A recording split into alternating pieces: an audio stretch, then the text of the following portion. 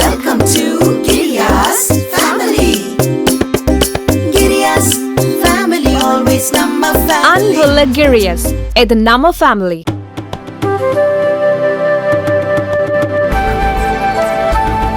மக்களவைத் தேர்தலில் ஹிமாலய வெற்றியை நோக்கி பாஜக சென்று கொண்டிருக்கிறது என்றும் முதற்கட்ட வாக்குப்பதிவு நடைபெற்ற மாநிலங்களில் வாக்கு சதவீதம் அதிகரித்து இருப்பது இதை உறுதிப்படுத்துவதாகவும் மத்திய உள்துறை அமைச்சர் அமித்ஷா தெரிவித்திருக்கிறார்.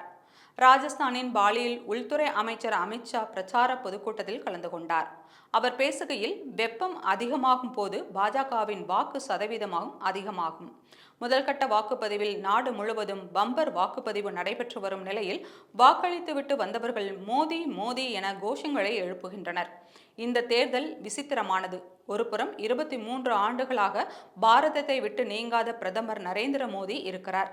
மறுபுறம் 3 மாதங்களுக்கு ஒருமுறை காங்கிரஸ் எம்பி ராகுல் காந்தி தாய்லாந்திற்கு சுற்றுலா செல்கிறார்.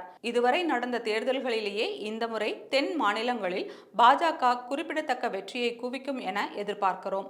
முன் எப்போதும் இல்லாத அளவுக்கு பிரதமர் நரேந்திர மோடியின் புகழ் தென் மாநிலங்களில் மிகப்பெரிய அலையாக உருவாகி இருக்கிறது. இது நிச்சயம் வாக்குகளாக மாறும். தமிழகம் மற்றும் மேற்கு வங்கத்தில் பாஜக புதிய சாதனையை படைக்கப் போகிறது. நாட்டின் நலனுக்காக காங்கிரஸ் கட்சியால் ஒருபோதும் பணியாற்ற முடியாது.